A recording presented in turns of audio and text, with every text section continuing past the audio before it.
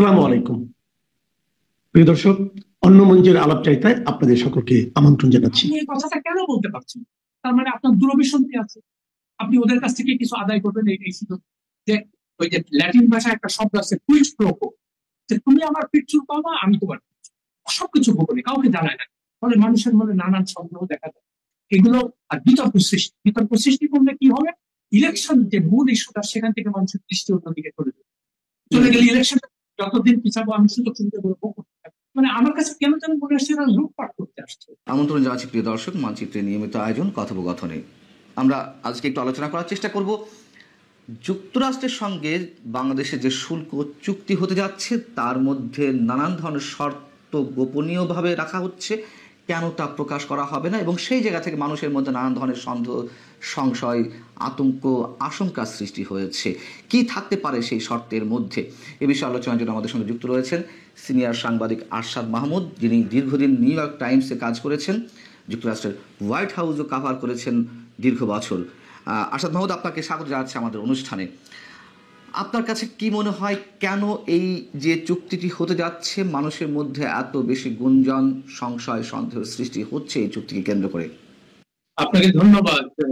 এর একমাত্র আমি যেটা বুঝি, প্রথম কথা হচ্ছে সেখানে কি হয়েছে না হয়েছে এটা তো আমাকে সরকারি ভাবে জানা। শুধু গতকালকে না পরশুদিন দেখলাম উপদেষ্টা ফজল কবির খান কোন এক সাংবাদিকের প্রশ্নের জবাবে হয়তো দেখলাম আর কি, যেটা আমি নিশ্চিত করি, যে বলেছেন যে এটা একটা নন ডিসক্লোজার এগ্রিমেন্ট এবং আমেরিকার একটা নিরাপত্তা ইস্যু এখানে জড়িত। তো এইটুকু পর্যন্ত জানি, কিন্তু কোন প্রধান উপদেষ্টা দপ্তর বা পররাষ্ট্র মন্ত্রণালয় বা যারা সেখানে গিয়েছিলেন, যেমন নিরাপত্তা উপদেষ্টা খলিলুর রহমান, সেখানে প্রায় 3 মাসের উপর সেখানে তিনি থেকেছেন। আচ্ছা, এই পরামর্শ করেছেন, তবে সর্বশেষ 16 জুন থেকে সম্ভবত 5 তারিখ বা 6 জুলাই পর্যন্ত কন্টিনিউ থেকেছেন আর কি। হ্যাঁ, তো না সেটাই আর কি। তো আমাদের কথা হচ্ছে যে যখন এই প্রসঙ্গে আমি একটা পোস্ট দিয়েছিলাম যে এইরকম মন্ত্রী পদমর্যাদার একজন ব্যক্তি যখন সরকারি খরচে, মানে জনগণের ট্যাক্স পেয়ারের টাকা এতদিন ওখানে অবস্থান করে এবং সম্পূর্ণ সবকিছু গোপন রেখে, এটা কোন সময় কোনো নিউজ প্রেস রিলিজও দেখি নাই, কোনো সরকারের থেকে বিবৃতি দিতে কেন সেখানে থেকে, তারপরে বললো যে সে খুব ভালো নেগোসিয়েটার, এই জন্য তাকে পাঠানো হয়েছে। খুব ভালো কথা। তো আমরা এত বড় নেগোসিয়েটর, আমরা তো খুশি হয়ে গেলাম যে একটা তো চুক্তি হবেই। ট্রাম্প সাহেব একদম মানে ধাক্কা খেয়ে পড়ে যাবে, বলে যে তুমি তো সাংঘাতিক কথাবার্তা বলো, তোমাকে একটা দিয়ে দিব, যা চাচ্ছ তাই। ভালো। পরে 3 সপ্তাহ পরে দেখা গেল যে কিছুই হয়, যেটা জানলাম সেই 35%ই থাকলো। তারপরে বললো যে না, আমরা আলোচনা অব্যাহত রাখার জন্য দুই পক্ষ এক হয়েছে। এ প্রসঙ্গে একটা কথা বলি, আপনি ট্রাম্প সাহেব উনি নিজে কোনো আইন কানুনে হাত ধরেন, আমরা যেটা বলি ইন্টারন্যাশনাল অর্ডার কিংবা কিছু, কোনো কিছু নিষেধ থাকবে। তার মনে যেটা আসে, যেটা সে মনে করেন যে এইটা করলে আমার আমেরিকার জনগণের উপকার হয়, উপকারটা হয়েছে সেটা আমরা বুঝতে পারছি। এখন যখন এখান থেকে বলা হলো যে খলিল সাহেব যে ওখানে একটা সাংঘাতিক কিছু করে দিবে, তখনই আমার, যেহেতু আমি ওয়াশিংটনে কাজ করছি তো সাংবাদিক হিসেবে 15 বছর, আমাকে একটু জানার কোথায়।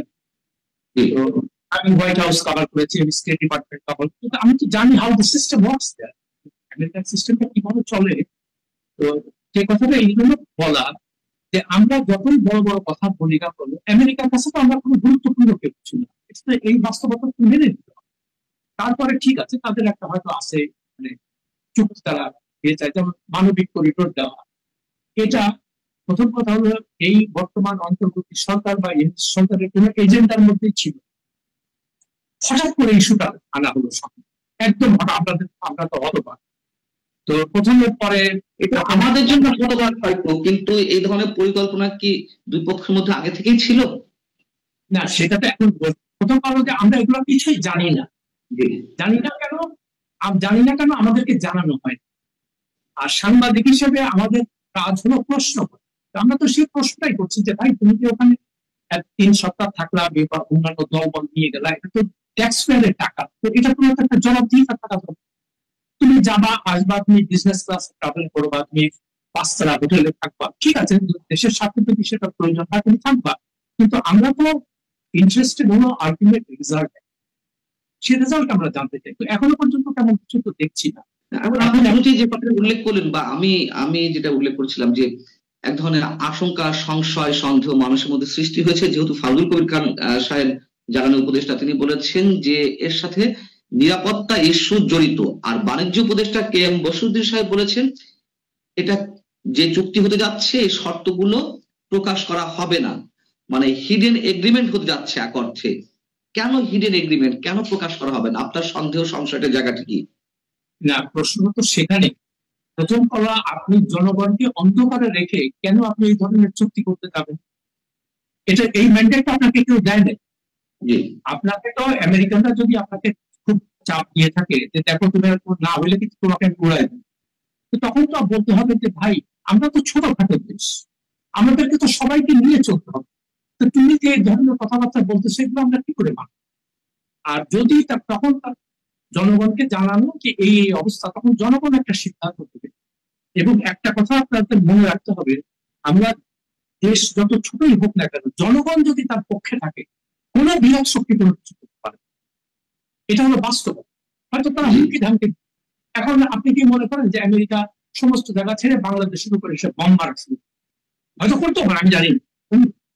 তো আমার কথা হচ্ছে যে আপনি যেহেতু একটা অন্তর্বর্তী সরকার, আপনাকে তো বলতে হবে যে এই ম্যান্ডেট তো আমার নাই। এটা যদি কখনো একটা সত্যিকার অর্থে জনপ্রতিনিধিত্বশীল সরকার ক্ষমতায় আসে, তখন তারা সেই ব্যাপারে মানে সিদ্ধান্ত নিতে পারবে। এই সিদ্ধান্ত তো আমার নেওয়ার ক্ষমতা নেই, এই কথা তো তার। কিন্তু আপনি ওদের কাছে ভালো থাকার জন্য বলতেছেন কি, বা ওদের বিশ্বাস অর্জন করার জন্য, যেহেতু আপনি স্যুটটাই পরেন, আপনি ইংরেজিতে কথা বলেন, আপনি ওদের মতো আচরণ করেন, তো সেই জন্য ওরা মনে করে যে ব্যাপারটা তো আমার বাড়ির চাকরি, একে যা বলবো আমি সেটা শুনতে হবে, সে শুনবে সে। কিন্তু সত্যিকার অর্থে আপনি যদি দেশপ্রেমিক হন, দেশের জন্য যদি মায়া থাকে, তাহলে তো আপনার মধ্যে সৎ সৎটা থাকার কথা যে না, আমাকে আপনারা বলতেছেন ঠিক আছে, আমি শুনলাম, কিন্তু এটা আমাকে জনগণকে জানাই। আমরা এই নন ডিসক্লোজার এগ্রিমেন্ট, আমার কোনো ক্ষমতা নেই এটা হচ্ছে সই করা। এইটা আমি আসছি অল্প কিছুদিনের জন্য, আমি একটা বুঝতে হবে যে এটা হলো একটা অন্তর্বর্তী ইন্টারমিডিয়েট গভর্নমেন্টের মধ্যে ডোমেস্টিক ইস্যু গুলোকে আমাকে প্রাধান্য দিতে হবে। তো আপনি এই কথাটা কেন বলতে পারছেন?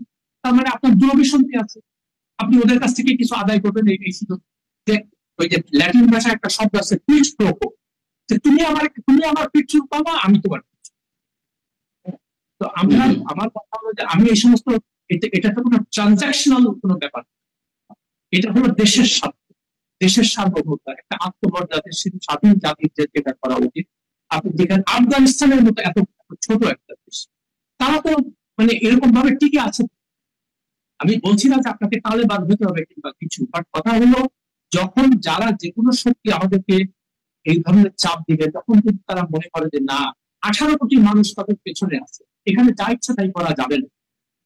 আপনার কথার মধ্য দিয়ে দুটি প্রশ্ন অ্যারাইজ হতে পারে, বা আমি যদি একটু ক্লিয়ার হওয়ার চেষ্টা করি। একটা হচ্ছে উইন উইন সিচুয়েশনে থেকে বা নিজের মেরুদণ্ডটা শক্ত রেখে অথবা তাদেরকে বুঝিয়ে বাংলাদেশের পক্ষেই চুক্তির শর্তগুলো আদায়, মানে নিজেদের পক্ষে রাখা। আর একটা হচ্ছে যে মেরুদণ্ড শক্তটক্ত নয়, তাদের সাথে একটা বোঝাপড়া আছে, তারা যা চাচ্ছে আমরা ঠিক আছে দিয়ে দিচ্ছি, বিনিময়ে সরকার কিছু, মানে সরকার এককভাবে কিছু পাওয়ার চেষ্টা করছে সরকারের স্বার্থ সিদ্ধির জন্য, অথবা ডক্টর মোহাম্মদ ইউনূস সাহেবের স্বার্থ সিদ্ধির জন্য। বিষয়টা তো এই দুটো বিষয় আসে। আচ্ছা, না, এই কথাটা খুবই প্রাসঙ্গিক প্রশ্ন।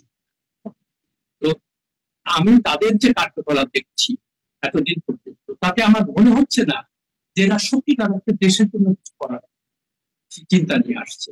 আমার কেন জানি না, আমি মোটামুটি কনভিন্সড এই ব্যাপার। দেখেন, ইউনূস সাহেবের কার্যকলাপ বলতে দেখেন, উনি এসে কি করবেন, মানে নির্বাহী আদেশে সমস্ত বিচার বিভাগকে উপেক্ষা করে তার নিজের মামলা দিলেন।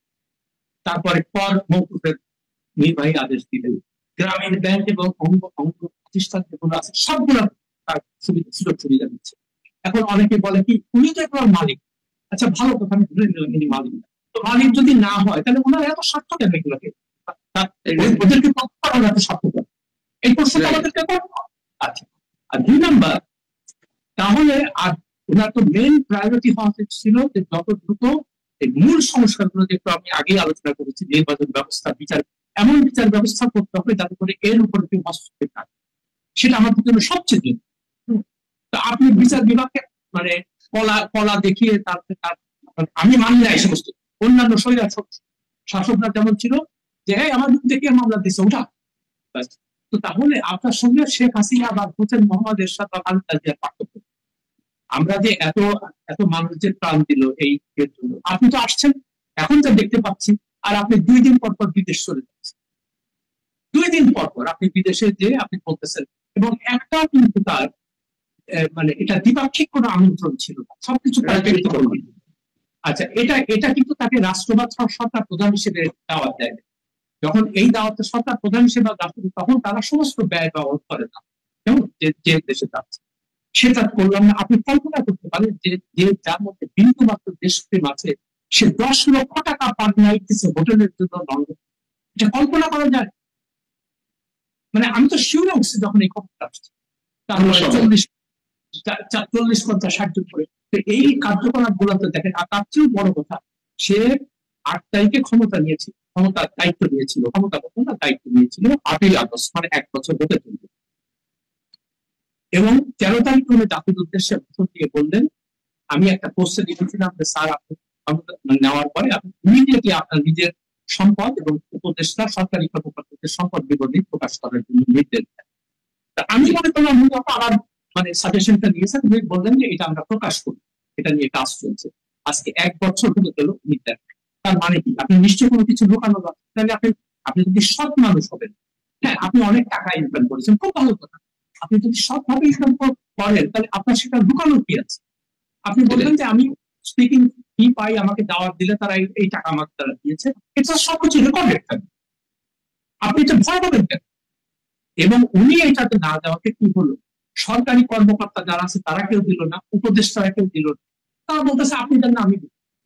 আর দেখেন আরেকটা অনৈতিক কাজ, এই যে ছাত্র যারা আসছিল, মানে যারা ফোর প্রান্তে ছিল, আমি ব্যক্তিগতভাবে খুব আশান্বিত ছিলাম যে আদর্শবান, এরা কোন রকম অন্যায় দুর্নীতি সবের করতে যাবে না এবং এরা ভালোভাবে কাজ করবে। কিন্তু আসার পরে বলে দেখলাম কি, এই সমস্ত ছাত্র যারা সাইকেল রিক্সায় ঘুরতো, তারা প্রাডো গাড়ি, তারপরে পাজেরো, তারপরে 100-150 গাড়ি দিয়ে মিছিল করে, এরকম ভূমিকা কোথায় পাই? এই প্রশ্নটা আমাদের সাংবাদিক হিসেবে করতে হবে, সাধারণ মানুষ জানতে চাই। যখন এই প্রশ্নগুলো করা হলো, আমাদের বড় ভাইরা, আচ্ছা বড় ভাই কারা, তাদের নাম প্রকাশ করা যায়, কেন করা যাবে না? তাহলে তাদের অসুবিধা হবে। তার মানে কি তুমি বসুন্ধরা থেকে টাকা নিচ্ছ? তুমি নাম প্রকাশ, তুমি যদি সৎ হও, তুমি এই ধরনের মানে বিজনেস গ্রুপ এরকম এই ধরনের খবরও আসছে। এই প্রশ্ন তো উঠছে। আমি একটু চুক্তিতে ফিরে যাই। সেটা হচ্ছে যে যেহেতু গোপন চুক্তি হচ্ছে, এখন পর্যন্ত সরকারের উপদেষ্টাদের ভাষ্য অনুযায়ী তারা এটি ডিসক্লোজ করবে না। আপনার ধারণা কি? আপনার মনে কোন ধরনের প্রশ্ন যাচ্ছে যে কি থাকতে পারে এই চুক্তিতে, কি ধরনের শর্ত দেওয়া হতে পারে?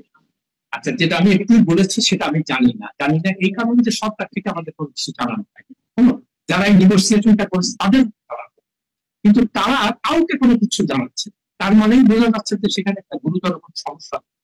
আচ্ছা, এখন পত্রপত্রিকায় বা বিভিন্ন সূত্রে যেটা খবর পাচ্ছি, তারা বলছে যে চীনকে সাহায্য করতে হবে, তুমি চীনের সঙ্গে কোনো সম্পর্ক রাখতে পারো, তুমি চীনের সঙ্গে যদি করো তোমাকে আরো বেশি ট্যারিফ দিতে হবে, ভালো কথা। এবং চীন তো আমাদের একটা বড় ব্যবসায়িক, মানে তাদের এখানে অনেক বিনিয়োগ আছে, আমরা চীনের উপর অনেক মানে বিলিয়নস অফ ডলারের তারা এখানে তারা বড় বড় মেগা প্রজেক্ট করছে। তো আমি চীনের সঙ্গে আমার সম্পর্ক আমি চীনের করবো কিভাবে? তো এই কথাগুলো তাদেরকে তো বলতে হবে খুব শক্তভাবে যে এটা আমাদের পক্ষে করা সম্ভব। আর নন ডিসক্লোজার এগ্রিমেন্ট মানে কি? আমি একটা স্বাধীন দেশ, সার্বভৌম দেশ, আমাকে তো জনগণকে সঙ্গে নিয়ে জনগণকে কনফিডেন্স নিয়ে তো আমাকে এগুলো করতে হবে, আমি তো গোপনে কিছু করতে, এই ম্যান্ডেট তো আমার কেউ দেয় নাই, গোপন ম্যান্ডেট কেউ দেয় নাই। এই কথাগুলো যদি আপনি বলতে না পারেন বা আপনি যদি ভয় পান, তা সেটা আপনি জনগণকে জানান যে এরকম এরকম ব্যাপার হচ্ছে, তোমরা বলো, আমরা আপনি জনগণ প্ল্যান দরকার নেই। জায়গাটা হলো যে যেমন এই সরকার আসার পরে এই জিনিসগুলা যে মানবিক করিডোর, চট্টগ্রাম বন্দর দিয়ে দেওয়া, রোহিঙ্গাদের ফেরত, এগুলো আমার প্রায়োরিটির মধ্যে ছিল। হঠাৎ করে এগুলো আনা হলো, আনা হওয়ার ফলে কি হলো, বিভিন্ন ধরনের সন্দেহ মানুষের যে তোমার তো এগুলো কাজ না, তুমি কেন করছো? তখন অনেকের মনে হলো এই কথা যে হয়তো এই আমেরিকান বা পশ্চিমা শক্তির প্রেসারে বা তাদের স্বার্থ রক্ষার জন্য এই জিনিসগুলো আনা হচ্ছে। আর যেটা বারবার করে বলছি, আপনাকে একটু জানি না, কিন্তু যেহেতু এটা নিয়ে কোনো উচ্চবাচ্য নাই, গভর্নমেন্ট থেকে কোনো সময় কোনো পরিষ্কার করে কিছু বলে না, স্বাভাবিক ভাবে মানুষের মনে সন্দেহ জানাবো কেন করছে। তারপরে যখন তুমি বলতেছো যে আমাদের নন ডিসক্লোজার এগ্রিমেন্ট করতে বলছে, তারপরে এটা কাউকে জানানো যাবে না, স্বাভাবিকভাবে মানুষের নিয়ে আরো সন্দেহ হচ্ছে। কি ব্যাপার এটা তুমি আমাদেরকে জানাচ্ছ না কেন? তুমি তো মোহাম্মদ ইউনূস বা তার সরকার, এটা তো বাংলাদেশের বাইরে কিছু না। আপনারা তো নিজেরা নিজেরা এই সিদ্ধান্ত নিতে পারেন না। জি। তখন যেটা তাদেরকে বারবার করে বলা, আমি যেটা বলার চেষ্টা করছি, তাদেরকে বুঝাইতে হবে জিনিসটা যে ঠিক আছে, আপনাদের কনসার্ন আমরা বুঝলাম, আপনারা কি বলেছেন, কিন্তু আমাদের অন্তর্বর্তী ইন্টারিম গভর্নমেন্ট এটা আমাদের আওতার বাইরে, আমাদের এই জন্য আনা হয়। আমরা একটা নির্বাচন দিব, সেই লক্ষ্যে আমরা কাজ করে যাচ্ছি। নির্বাচনের পরে আপনারা যেসব কথাগুলো আমাদেরকে বলেছেন, এগুলো আমরা তাদেরকে জানাবো, যারা ক্ষমতায় আছে, জনগণকে আমরা জানাবো, তখন তারা সিদ্ধান্ত নেবে। ফলে আমাদের কোনো তো কোনো এখন তারা যদি নিজেদের না চুপে আর সবকিছু এই গভর্নমেন্ট আর একটা সবকিছু গোপনে করে, সবকিছু গোপনে কাউকে জানায় না, ফলে মানুষের মনে নানান সন্দেহ দেখা যায়। এগুলো আর বিতর্ক সৃষ্টি করলে কি হবে? ইলেকশন যে মূল ইস্যুটা, সেখান থেকে মানুষের দৃষ্টি অন্যদিকে চলে গেলে ইলেকশন যতদিন পিছাবো আমি সুযোগ সুবিধা গুলো ভোগ করতে থাকবো। মানে আমার কাছে কেন যেন মনে হচ্ছে এরা লুটপাট করতে আসছে। দেশের সত্যিকার অর্থে দেশের মঙ্গল হয় এমন মনে হচ্ছে না। আহ, আমি যদি একটু প্রশ্ন করি যে আচ্ছা ধরে নিলাম আমাদেরকে কঠিন শর্তের মধ্যে আবদ্ধ করছে, আমরা আমাদের যে সরকার একেবারে সহি সাচ্চা সরকার, কোনো ধরনের কোনো ভিতরে যোজনাটা নেই, তারা দেশের স্বার্থ জলাঞ্জলি দিতে চায় না, কিন্তু যদি আমরা এক্সাম্পল হিসেবে নিয়ে আসি, যেমন ভিয়েতনাম বা ভারতকে 20% নির্ধারণ করা হচ্ছে শুল্ক, তো তারা তো নিশ্চয় তাদের জাতীয় স্বার্থ বিকিয়ে দিয়ে যুক্তরাষ্ট্রের সঙ্গে কোনো ধরনের চুক্তি করছে না, তাই না? এরকম কোনো খবর আমাদের সামনে এখনো পর্যন্ত আসেনি বা আসার কথাও নয়। তাহলে বাংলাদেশকে পেয়ে বসছে কেন? বাংলাদেশকে অর্থাৎ তাহলে কি আমরা ওই জায়গাতে ফেরত যাব যে এই সরকারের সঙ্গে আগে থেকে কোনো ধরনের কোনো হিডেন এগ্রিমেন্ট রয়েছে? বিষয়টি কিরকম? সেইটা মানুষের সন্দেহ। কেমন মানুষের সন্দেহ কেন হয়েছে? বিকজ আপনি সবকিছু গোপনে গোপনে করছেন। আপনার যেটা প্রায়োরিটি ছিল আপনি সেগুলোকে সামনে আসছেন। তো এইগুলো তো আমরা জানি যে বহুদিন থেকে পশ্চিমবঙ্গ যাচ্ছে ডিপি ওয়ার্ল্ডকে চট্টগ্রাম বন্দর দিয়ে দেওয়ার জন্য, মানবিক রিটার্ন এখানে আমেরিকার মিলিটারি এসে। তো আপনি এগুলো কেন আপনার তো ইন্ডিয়া বা ভিয়েতনাম যে তারা কেন করতে পারছে? বিকজ তাদের একটা জাতীয়তা স্ট্রং দেশপ্রেম আছে, তারা নিজের স্বার্থ দিকে কোনো কাজ করতে পারে। তো আমরা এখানে আসছি, এটা বলে না, আমি যেটা বলি বারবার করে, সে কিছু বর্গীকে ভাড়া করে নিয়ে আসছে এখানে বিদেশ থেকে উড়ায়, সুটটাই করছে, পিএইচডি করা, যে আমরা সাংঘাতিক স্মার্ট লোক, আমরা সবকিছু করে দিই। তো তাদেরকে তুমি আনো ভালো। তো এইরকম আমাদের চাই যে ভাই তুমি মোটামুটি লেখাপড়া জানলেই হবে, কিন্তু তোমার খুব শক্ত দেশপ্রেমিক হইতে হবে এবং তুমি সৎ থাকবে, দেশের স্বার্থের বিরুদ্ধে তুমি কোনো কাজ করতে হবে। এরা সব থাকে বিদেশ। আর যখন মানে শীতের পাখির মতো যখন সুযোগ বোঝে তখন সবাই হাজির, দেখেন সবগুলা। তো এখন যে কারণে মানুষের মধ্যে সন্দেহ দেখা যাচ্ছে যে আপনি মোহাম্মদ ইউনূস এত বড় লোক, আপনি নোবেল প্রাইজ পেয়েছেন, খুব ভালো কথা, কিন্তু আপনি দেশের স্বার্থ পর্যন্ত, আপনি তো খালি নিজের স্বার্থ দেখবেন, আপনি নিজে বিদেশ বিদেশ ঘুরে বেড়াচ্ছেন। জি। কিন্তু যদি ওই পথেই এগোই, আমরা যেটা সাসপেক্ট করছি, তার পরবর্তী রিয়াকশনটা কি বাংলাদেশের বুকে, বাংলাদেশের জনগণের পক্ষ থেকে অথবা সরকারের ভবিষ্যৎ, আপনি কোনো ধরনের কোনো মন্তব্য করবেন কিনা এখানে? আমার এখনো বিশ্বাস করি যে তারা এত বড় হতকারী সিদ্ধান্ত নেবে না বাংলাদেশের স্বার্থের বিরুদ্ধে কোনো কাজ করবে বা আমেরিকানদের স্বার্থ। তারা জানে যে ভবিষ্যতে আমাদের তো, আমরা যদিও আমেরিকায় থাকবো বা ইউরোপে থাকি, ইউনূস সাহেব তো চলে যাবে আরেক দেশে, বাট মুদ্রার কথা হলো যে এই দেশ তো থাকবে, এই দেশ তো বঙ্গোপসাগরে ডুবে যাবে। ইউনূস সাহেব না থাকলেও ডুববে না, থাকলেও ডুববে। এইটা হচ্ছে বাস্তব। আর এইটা একটা স্বাধীন, এটা একটা মুক্তিযুদ্ধের মাধ্যমে অর্জিত দেশ। আমরা তো যে কেউ একটা চোখ রাঙালি দিকে আমরা ফিরে করবো, এটা কোনো কথা হলো? তো আমি বলবো, আবারও অনুরোধ করবো যে অন্তর্বর্তী সরকারের এটা কাজ না, এটা তাদের অগ্রাধিকার না। যদি তাদের প্রচন্ড প্রেশার দেয়, তারা বলবে যে এই সম্পর্কে সিদ্ধান্ত নেওয়ার কোনো অধিকার আমাদেরকে জনগণ দেন। পরিষ্কার, ক্লিয়ার, লাউড অ্যান্ড ক্লিয়ার, ব্যাস। দেখুন। অনেক ধন্যবাদ আসাদ মাহমুদ আপনাকে আমাদেরকে সময় দেওয়ার জন্য। দর্শক, শেষ করছি, নিঃসন্দেহে সরকার গণমানুষের কথা ভাববে, জনগণের কথা ভাববে, রাষ্ট্রের কথা ভাববে, আমরা সেই প্রত্যাশা করছি। ভালো থাকুন, আল্লাহ হাফেজ।